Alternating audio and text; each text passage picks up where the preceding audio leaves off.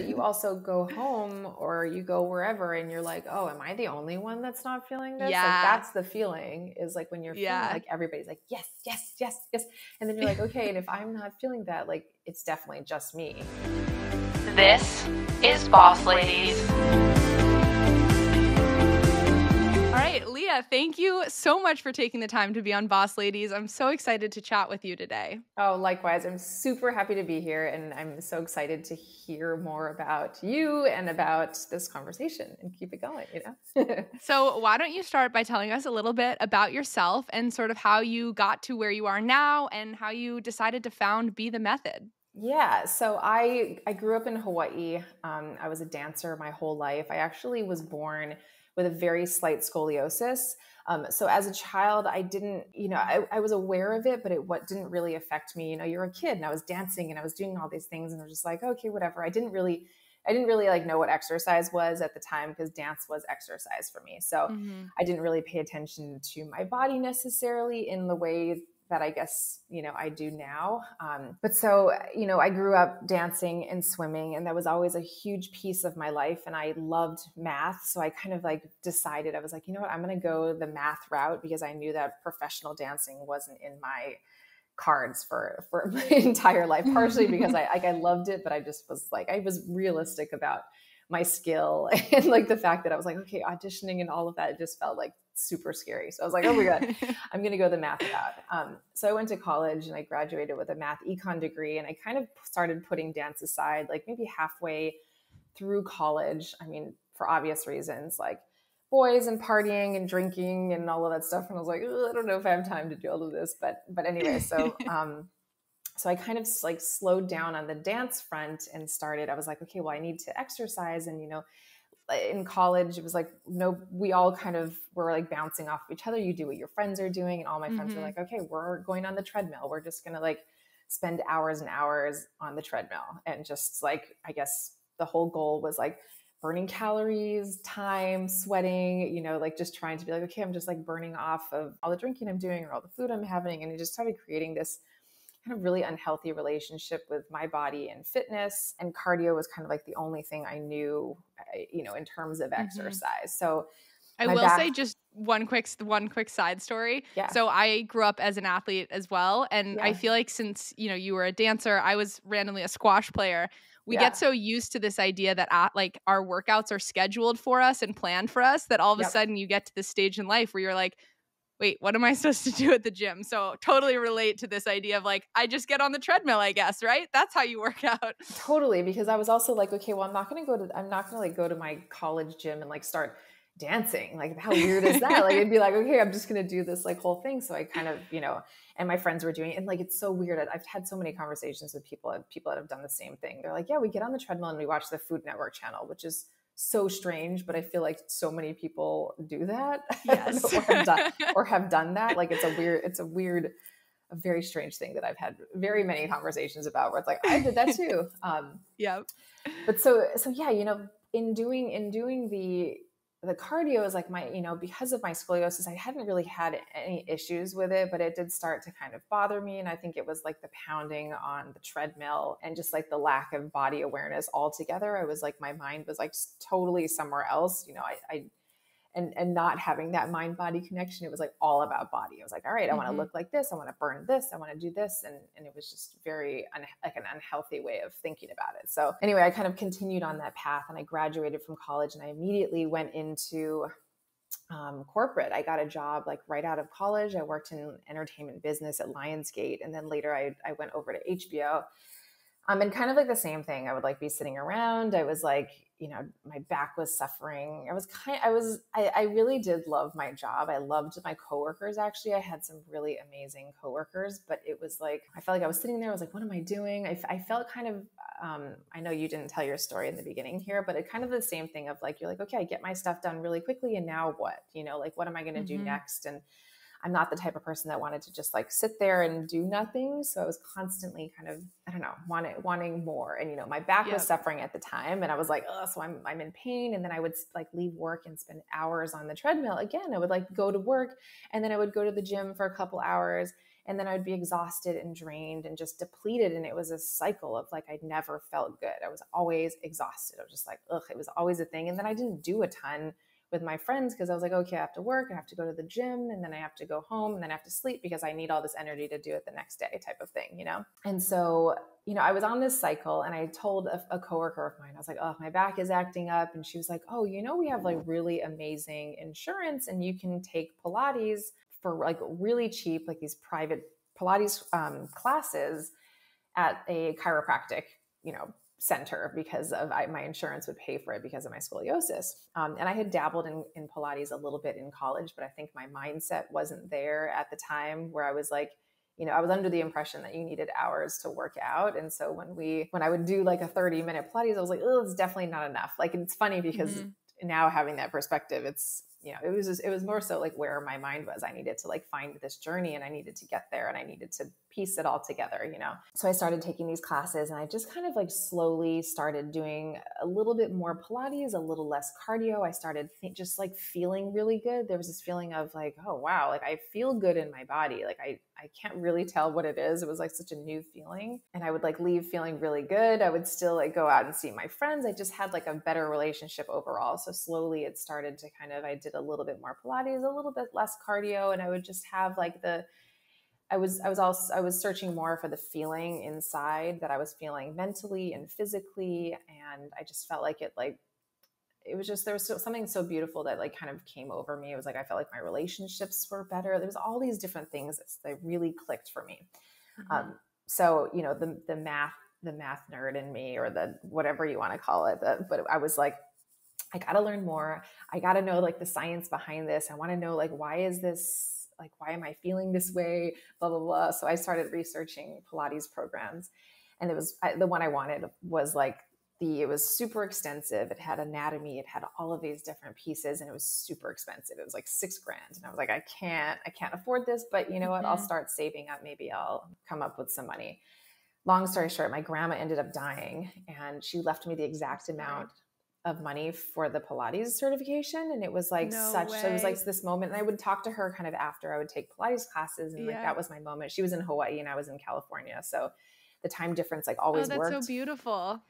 And like, I was like, oh my God, I'm taking this as a sign, of course. And so I took the money and signed up immediately. And I was so grateful at the time that I had been working for HBO, because they, you know, it was close to the Pilates certification place. They were kind of like, you know, the fact that I did my job and I did my work, they were super lenient about the fact that I would like do a little bit of Pilates before. Sometimes I would leave during lunch, which I don't know if they knew, maybe now they will. But then I would do it afterwards. And I was really able to kind of do this side by side, I guess, job. I was like kind of like hustling. I was just working so many hours of every single time of the day, but it was because I was doing something that I was so passionate about that I felt like it helped me so much get out of this cycle that was so damaging for myself, that it was more so like, I was like, okay, I want to learn more for myself, but I also really want to spread the word. It was like this instinct to share it with other people that maybe were going on this journey and being like, no, there's a better way. There's such a better way to live your life and feel. And also it was like this protectiveness of, you know, long-term health too, something that I had never thought about. And I was in my 20s and I was like, okay, well, I guess, yeah, like now it makes sense why we should be thinking about it this early. So yeah, I ended up like working side by side. I like worked at HBO for a long time. I did Pilates. After I got certified, I would just take clients during lunch and after work, and just kind of like kept hustling in that sense, where I was like, okay, I'm like too afraid to just do Pilates because it's more of like a freelancer style, you know, it's like you get paid for the hours you teach. You also have to get clients, you know, like that's like a really challenging thing. And it's a super competitive market. And I just was like, I started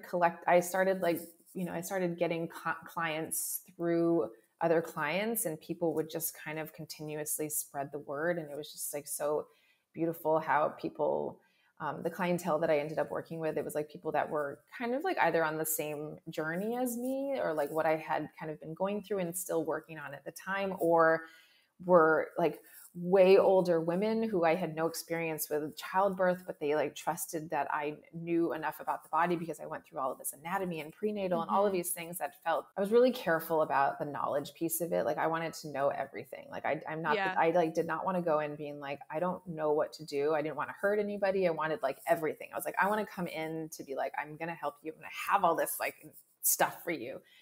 So I just worked with people of all different walks of life, all different sizes, ages. I mean, everything. It was amazing. And so finally I was like, okay, I don't think I want to work corporate anymore. And of course, like that's probably one of the scariest things. Like I had a great salary. I was making a ton of money. I was able to live the life I wanted to live. But I was like, okay, so how am I going to do this? Did you have like an aha moment where you were like, okay, now, or was this slowly building over time? I feel like it was, I was dating a DJ at the time. It's really funny, like this piece of it, like he had such a life that was, it was like he could kind of like do anything. It was like all go with the like flow. It was like very go with the flow. And I remember thinking like, oh yeah, that's nice. I also like kind of hated it too at the same time. I was like, oh, I hate the fact that it's so go with the flow, but there's something kind of like nice about it. So yeah, I don't know if it was necessarily like an exact aha moment. It was probably like, I think what happened, and now actually I haven't really thought about this until now. I feel like I got so burnt out with doing both that it was like, okay, you have to make a decision now. Like, where are you going with this? You're basically like, I was like, I'm basically working 2 jobs here. I'm working my corporate job and I'm doing Pilates full time. Basically, I would have like 6 clients a day or something, which is 6 hours of teaching. That's a lot with a full-time job as well. It's a lot, but HBO, I mean, they were this was, I mean, 15 years ago, but they were just so amazing. Like their hours were great. You could like make your own hours. It was really such a great transition there. So I knew that I didn't want to just leave my steady corporate job and go into more freelance work where I was always relying on people, because what I started to realize, I was like, oh, people travel, they're gone for 3 weeks and like you don't get paid for those 3 weeks. There was like a little bit of that.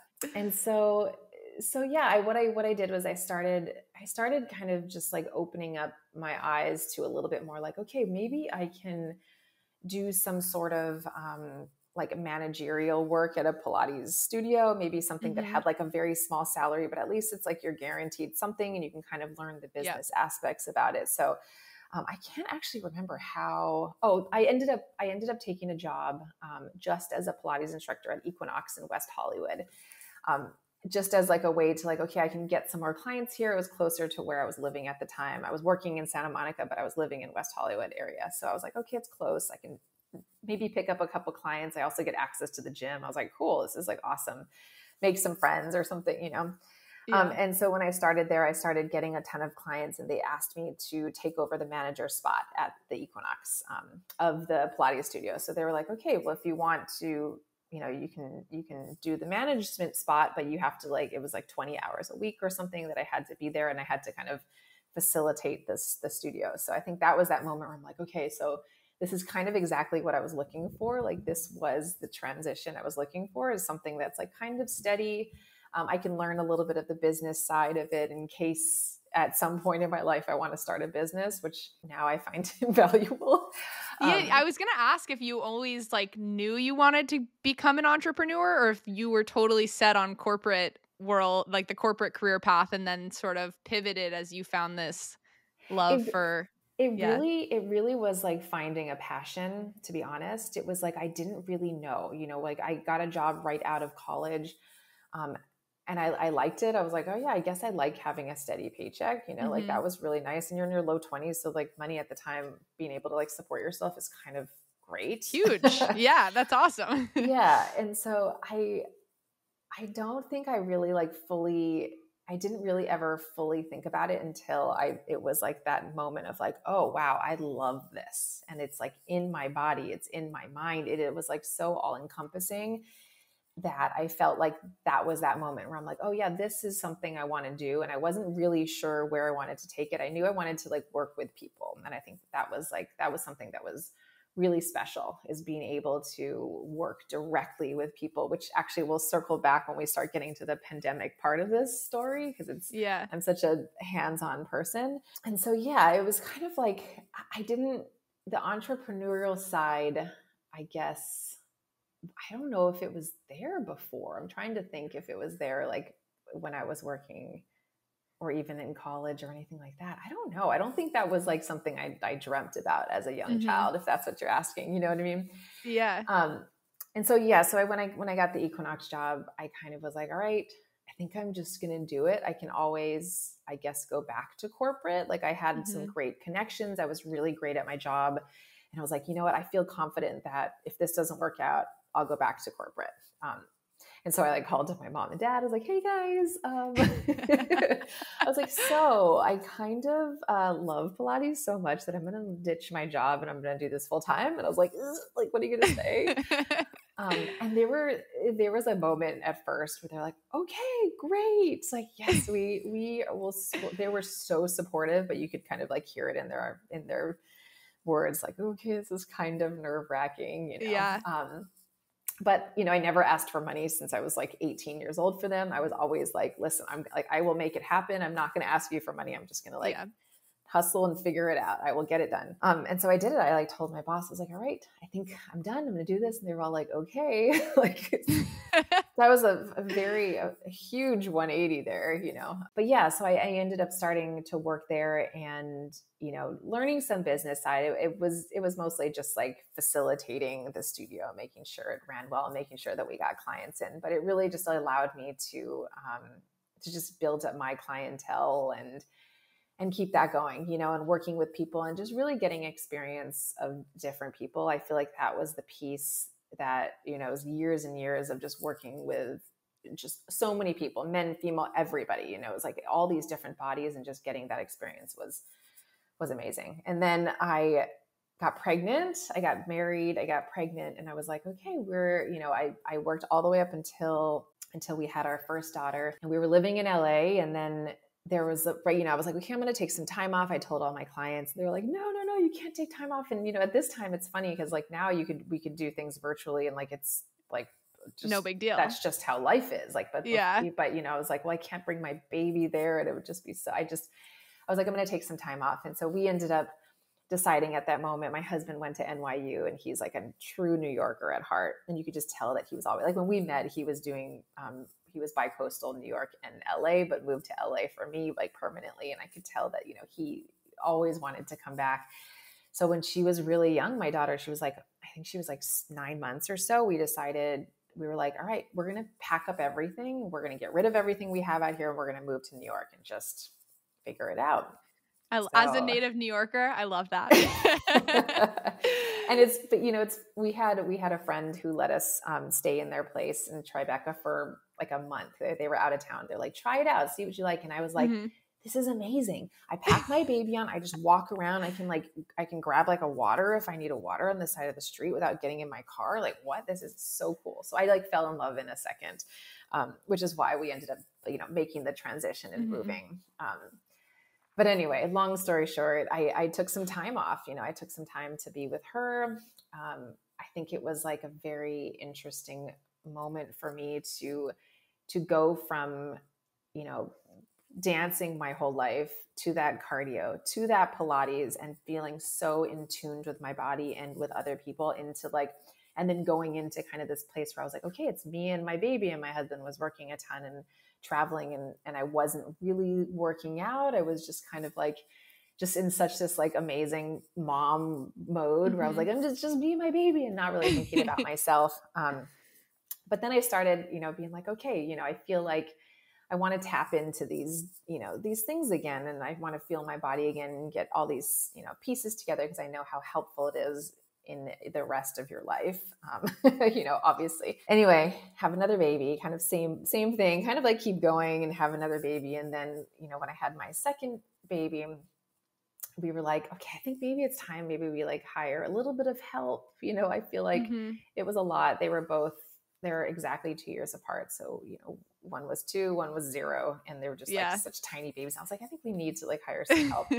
And so then we hired somebody to kind of come in and help us so that I was able to at least like go out and do some things. And I kind of like started getting back into exercise, but still not having a ton of space and a ton of time and all of these things. And I was always trying to like get in a little workout while they were sleeping because I still wanted to be near them, even though I knew somebody was helping them. It was like this thing. And so I started kind of like playing around with this small stability ball that I had at home. And I kind of used all of my Pilates background to kind of create some moves for myself that I knew that I needed. Like I needed to tap into my low abdominals again. I needed to work through some trauma in the hips and also connect into my pelvic floor and open up my chest and all of these different things. So I started kind of playing around with some moves. And then anyway, I was like, you know what? I think I want to get back to work.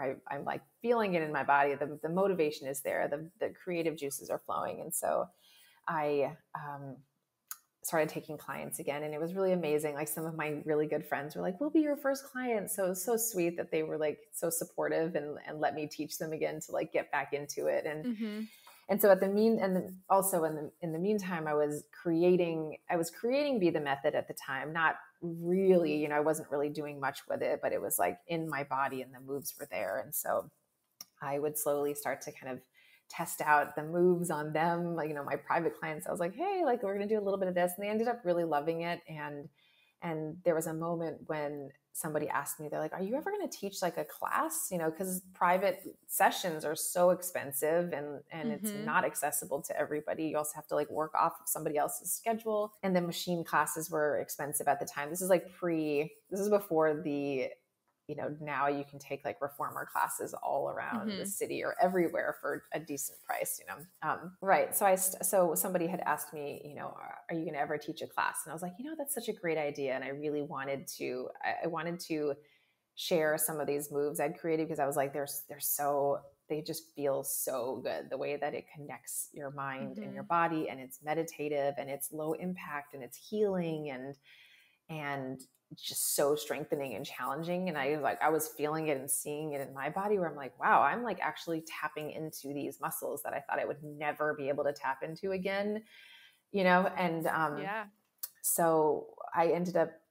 teaching a class out of a store space. I had a friend who had a store in Tribeca, and he was like, you can use my space if you'd like to teach some classes. And I was like, yeah, I guess like, I think I want to. So I kind of like had a mic attachment. It was like an 80s style with like a little pack on my waist and like a little thing like this. And I would make playlists and then the way that you would sign up for your class was kind of word of mouth. It was, people, I started, this is what happened. I started an Instagram because I was like, okay, people need to be able to find me, I guess, to sign up. So I was like, all right, I'm going to start an Instagram. Yeah. So I started an Instagram, and then people would DM me, and it kind of became this like underground class that had the community that was built was probably the most beautiful thing. It was people were coming and making friends, and it was always like a little bit of an event style where afterwards you could have a little bite to eat and a drink of coffee, and we would sit there and chat and just make friends and just like this sounds so fun. it was so fun. It was really, really great. We had such a great time. But that was kind of like the start of the importance of community and what that and like just how different it is when you have a strong community of people that are super supportive and people that come in are like, pumping you up and ready to like be there and support you like in a very true way. And then the pandemic hit. It was like, I ended up teaching classes at another place very briefly, and the pandemic hit. I had been approached by Vimeo maybe like a month before the pandemic. And they were like, hey, we think that maybe you're going to want to go online, and I was like, do a digital platform. And I was like, yeah, I guess this is a good idea. Cause I had a lot of, New Yorkers like are always traveling, especially at like very specific times of the year. So there would be times when like people were out and they're like, what do I do on the road? Like, I can't work out with you.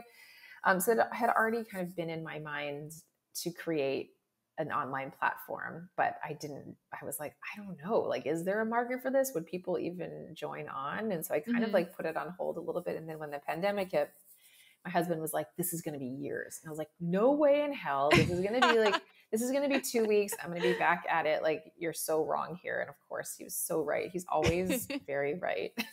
Just like, but here we are years later. And so, what I did was like that I remember the kids ended school on March 13th. I stopped teaching my classes on March 13th. And the next day it was like, I just knew for myself, I was so scared and just like so anxious. And I knew that I was like, the only thing I really know how to handle this right now is to like, to move and breathe and be with my community and have these conversations and be real about my own thoughts and just be like, okay, well, we're just going to like give ourselves this moment that's not, doing something like heavy lifting and something that makes you so exhausted and almost like the opposite of what you're trying to feel, like something that will leave you feeling that. And, I knew that my method provided that. So I took it to Instagram kind of right away. And I was like, all right, I have no idea how to use this. I'm going to turn on this live feature. And I was like, hello. Like I've never taught, I had like never really taught online or to myself also, you're like, people are there, but they're not there. Yeah. And so I just started teaching there, and it just was kind of the same thing. We started building this like very real community where people would join on and saying hi to each other. And it was just really awesome. And people were opening up and sharing their experiences and just being so real and open and honest, not to repeat, but like that's really what it was. And so then I kind of was like, you know what, I think I'm going to create an online platform. Live streaming was a huge thing for me. I really wanted that feature because that's where it all started. I wanted to be able to like have this moment of, coming together and talking and like having a place for us. And so, I started kind of building the app, alongside teaching these live stream classes on Instagram for about 5 months or so. And finally we launched in August 2020. And the support of the community and everybody has been just unbelievable. And I think that it really like having that feeling of building a business and a community in the pandemic. It's one of those, like, we rely on each other so much. And I just launched a Facebook group, which I was like, is anybody going to participate and share some stuff there? Because I know it can be a little scary, like sharing some stuff about you, but everybody's like sharing things that you're like, oh my gosh, yes, I have that feeling also, or yes, I feel like this. And then people chiming in and just being like, this is my experience. And that's really like what I want in life and friends and all of that. I don't know about you, but like, it's just like one of those, absolutely. It's like, that's community. That's so what important. we're looking for. Yeah. Before we started recording, you were talking a little bit about authenticity, and I'd love to hear how you feel like authenticity has probably helped create this community, right? Is being real and talking about these real things that we're all dealing with, especially, 2.5 whatever years into the pandemic. Yeah. I mean, I think one of my pet peeves, which I feel like could be a little controversial, is toxic positivity. Is this sense of like everything being so awesome and you're like, you can do it. Yes, you can. And it's just like positivity, like fed at you left and right. And I feel like that can be really damaging to like somebody who is going through something or not going through something. It's like you're just feeling like, oh, okay, well, I always have to be positive. Like, why do I always have to be positive? Why do I have to like change my mind frame to be positive? Like, maybe I want to like use this moment of my life or whatever I'm feeling to really, I don't know, learn from it or grow or help somebody else or meet somebody or something like that. And so I try to really like live by that, is like, no, I'm going to be very real and in the moment and, trying to be helpful, but without being like fake about it. Like if I'm feeling something, it's like, I'm going to share it. Like, in our live streams and commenting or whatever it is in any conversation. But I think it also helps other people be authentic to themselves also, and authentic in, the way that they're sharing. I don't know. I feel like I'm an oversharer. I love to share more than less. I feel like that's what me too. So sometimes I get myself in these like situations where I'm like, oh shit. I was like, ugh. Okay, I said a lot. I told you a lot about how I'm feeling right now. How are you feeling? Like, but yeah, I feel like that's the only way to go. I guess, in my later 30s. And so I feel sometimes like ancient in the fitness world a little bit. It's like everybody feels so much younger. And just with like social media and all this like new Mm-hmm. stuff coming out, I'm like, oh my gosh, you're just like being fed so much. And it's very hard to navigate what's real and what's not real. So for Yeah. myself personally, because I'm always looking for like that real, and I want to be able to like identify the difference. Um, I just feel like I can't not do that. You know, Yeah. it just doesn't feel right. I don't like it. I've done it before too, where it's like, I'll be like, okay, well, I guess I'm going to like post this because I feel like it's kind of like fun and maybe people will like it, or I don't know. And I was just like, I can't do it anymore. That's just like that's not how I roll.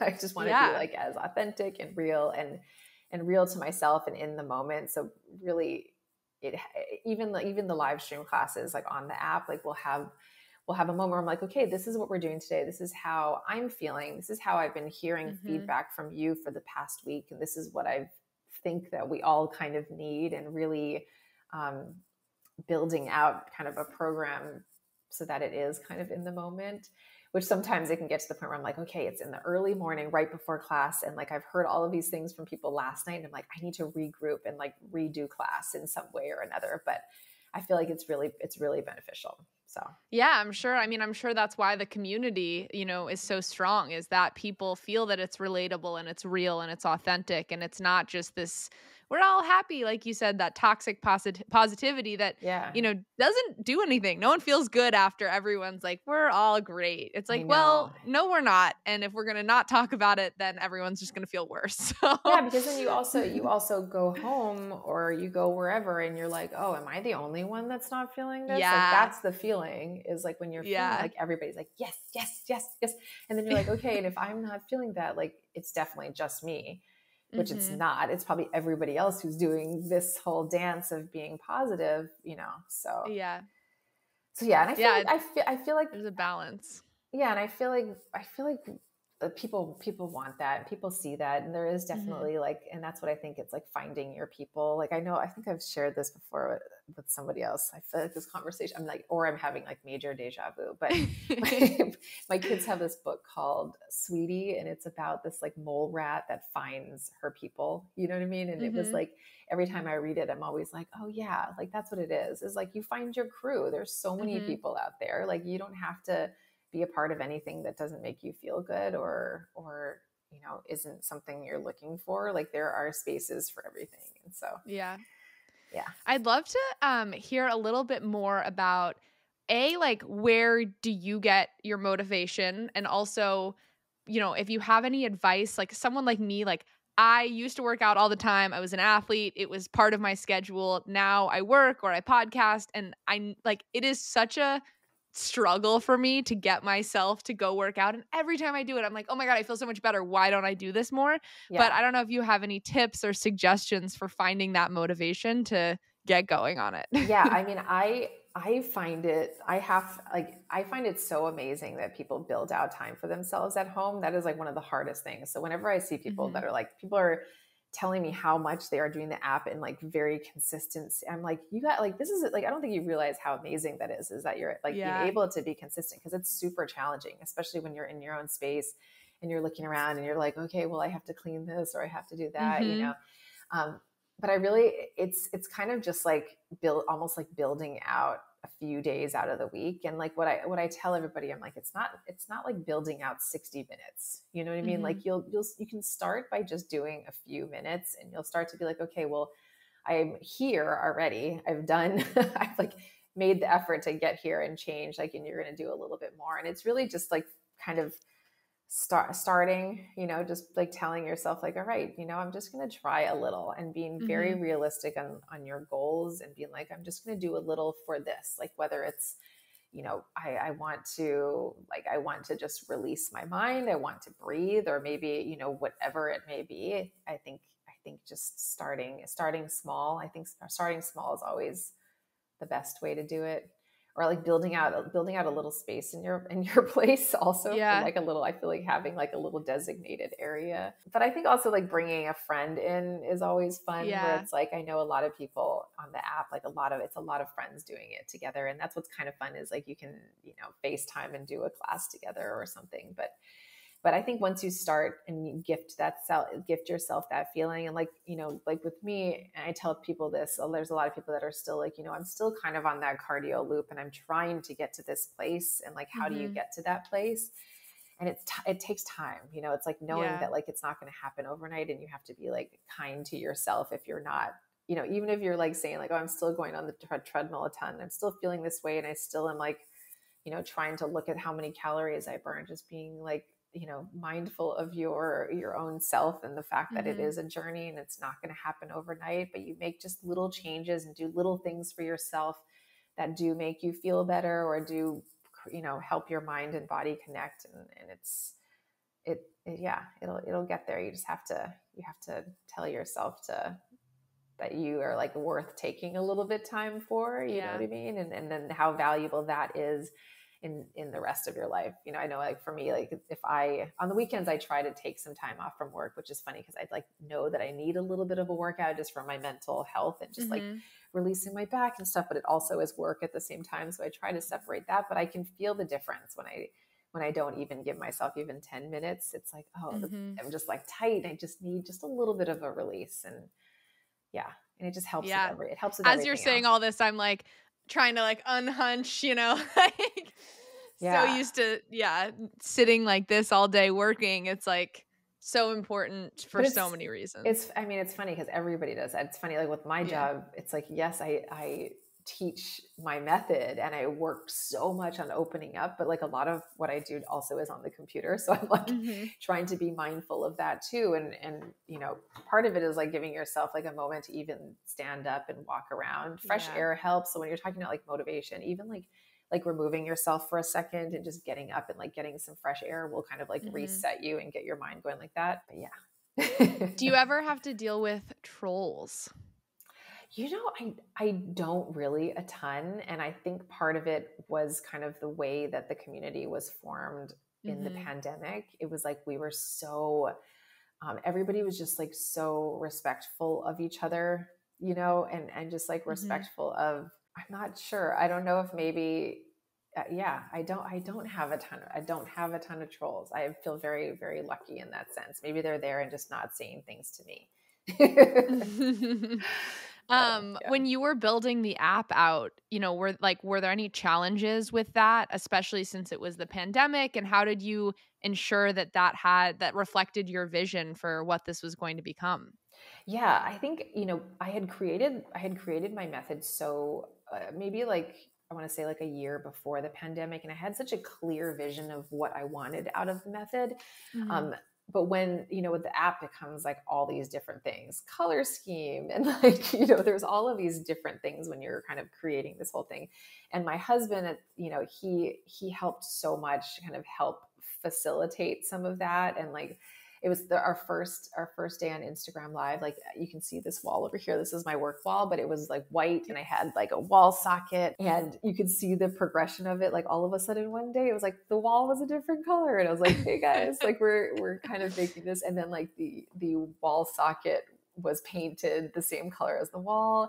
And then like the next week it was like fully removed, and it was just like a flat wall. But it took time, and we couldn't get a lot of things during the pandemic. So like getting lights and like microphones and all of these things was such hard work. But my business is a lot.